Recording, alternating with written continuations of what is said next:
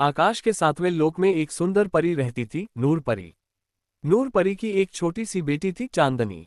वह बच्ची इतनी प्यारी थी कि चांद की किरणें भी उसे देखकर मुस्कुरा देती। नूर परी अपनी चांदनी को अपने आंचल में छुपाकर रखती ताकि कोई बुरी नजर उस पर न पड़े। एक रात जब परियां सो रही थीं, तभी एक काली छाया वहां आई। वह एक दुष्ट राक्षसी थी, कालिका। वह वर्षों से परियों की शक्ति चुराने के लिए भटक रही थी।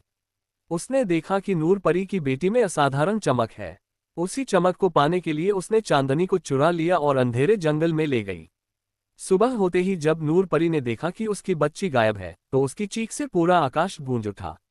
उसने पंख फैलाए और धरती आकाश का कोना कोना छान मारा।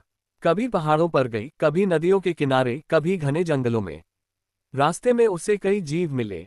किसी ने कहा, तेरी बच्ची को अंधेरे की रानी ले गई है। तो किसी ने कहा, अगर तू अपनी बच्ची वापस चाहती है तो 7 कठिन परीक्षाएं पार करनी होंगी। नूर परी ने हिम्मत नहीं हारी। उसने कांटों से भरे जंगल पार किए, आग की नदी लांघी और पत्थर के पहाड़ों पर चढ़ी। हर जगह उसका दिल अपनी बच्ची के लिए तड़पता रहा। आखिरकार वह उस गुफा तक पहुंची जहां कालिका ने चांदनी को कैद कर रखा था। गुफा के दरवाजे पर सैकड़ों काले कौवे और चमगादड़ पहरा दे रहे थे। नूर परी ने अपनी आंखों से आंसू की एक बूंद गिराए। वह बूंद रोशनी बनकर गुफा का दरवाजा तोड़ गई। अंदर जाकर उसने देखा कि उसकी नन्ही चांदनी रो रही थी।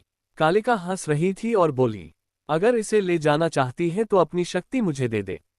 नूर परी ने धीरे से अपनी बच्ची को सीने से लगाया और कहा, माँ की ममता ही मेरी असली शक्ति है। इतना कहते ही उसके आंचल से रोशनी की किरण निकली और कालिका अंधकार में जलकर राख हो गई।